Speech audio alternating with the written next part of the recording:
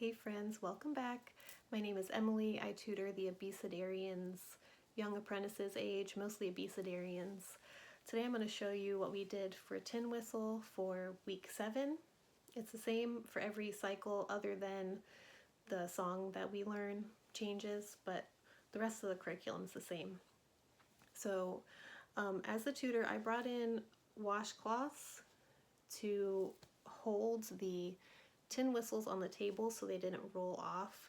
We called this the tin whistles bed. So when we weren't using it, we put the tin whistles on the bed.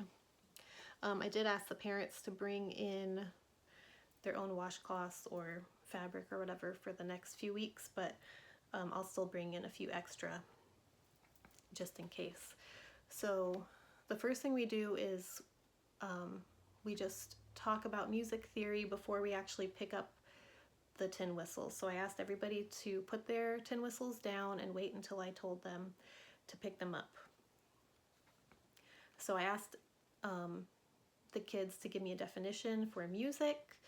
They all gave really good definitions. I used this one from dictionary.com. Our director printed these off for us, so I used this as a base for my lesson. This is from Brittany.Gossett, Gossett. I'll put that in the description for y'all so you can find it. So we used the definition from dictionary.com, which she provides on here.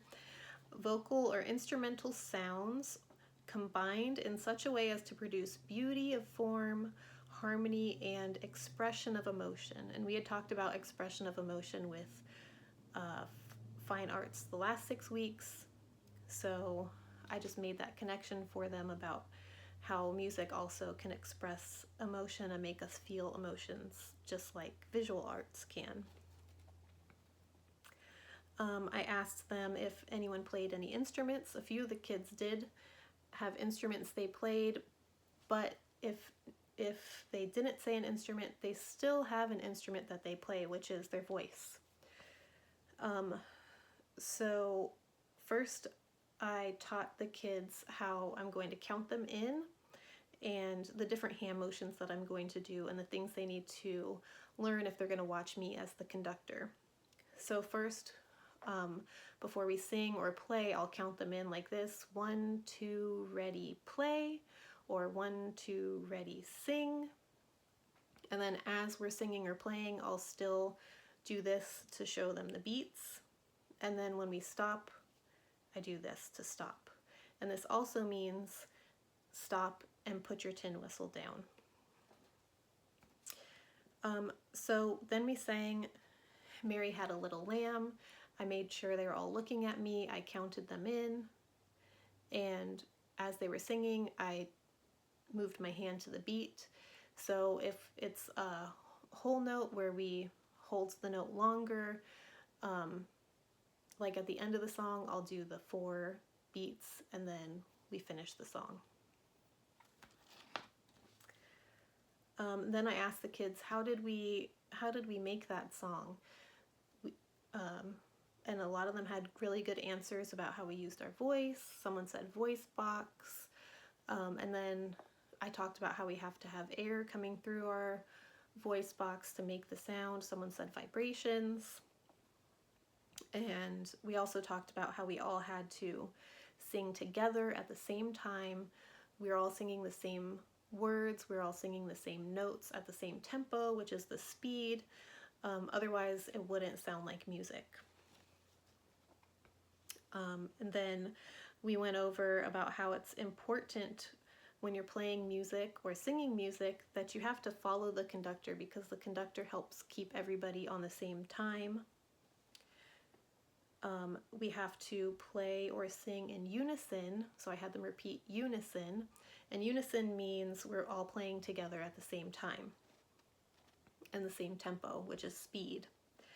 And the most important is maintaining self-control. We really have to control our bodies when we're playing music. We have to control where our fingers go on the tin whistle.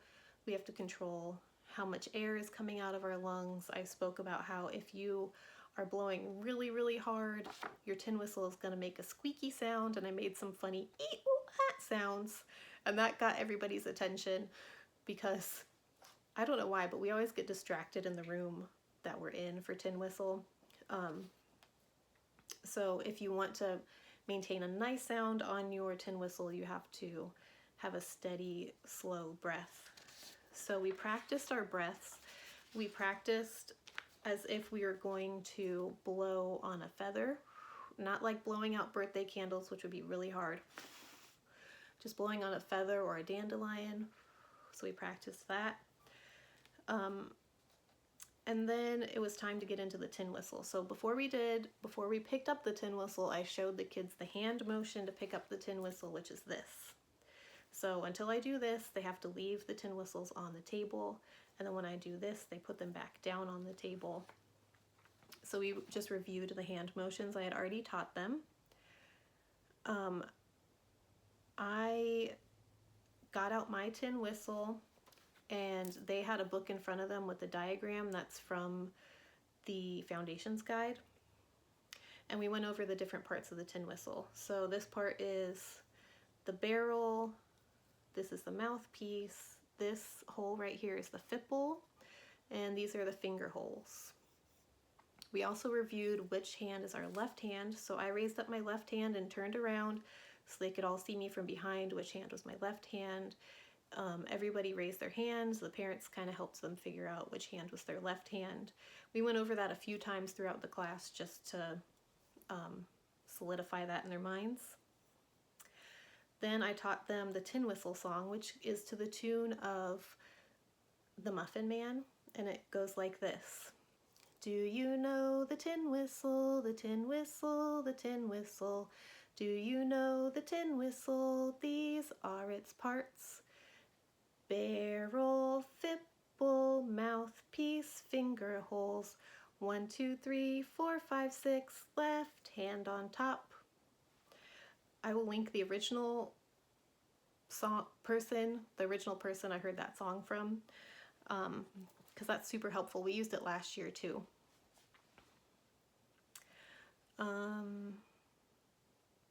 Okay, so then we went over the different hand positions. We just practiced C sharp, which is no fingers, B and A. I showed them how you want to have your fingers flat over the holes and not have your fingertip in the hole. You want to have a flat pad on the hole. And we reviewed those notes, which one is C sharp, A, and B.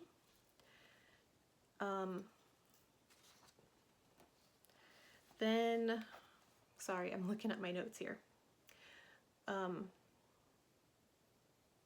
Okay, so then we decided to try to make some sounds on our tin whistle.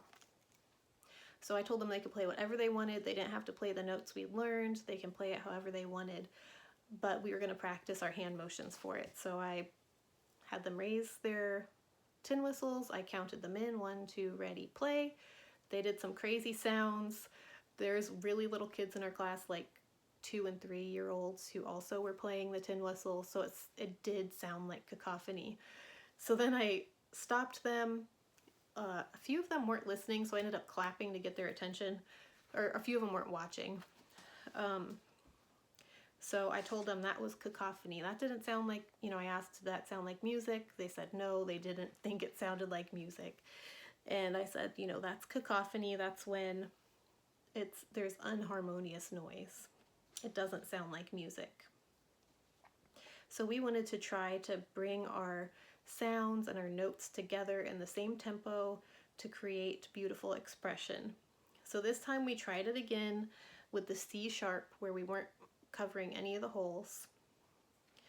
And we tried to do a steady breath. So we practiced our breath, like blowing the feather, counted them in. We did it for 4 beats, and it sounded really good, other than the one, my son, the 3-year-old, who was blowing it as hard as he could, and it was squeaking so bad. So we did that 3 times. And each time we focused on something different, like how we were holding it, or our breath, or the way we were sitting.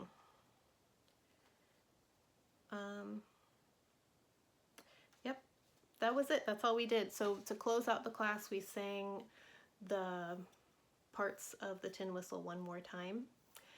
And that was it. So I just want to encourage you that this is about learning music theory. It's not mastering the tin whistle. Last year, none of the kids in the class could play any of the notes other than C sharp and B. I think this is B. So just be encouraged. This is about music theory and not mastering the tin whistle. So just focus on those terms like cacophony and music and unison, and it's also really good practice for the kids to learn to watch the conductor and learn nonverbal communication too. Like, this means lift your flute up, your tin whistle up. So anyway, I hope that helps you guys. I hope you're not too overwhelmed by tin whistle. It can be really fun. So just embrace it and enjoy the time you have with those kids.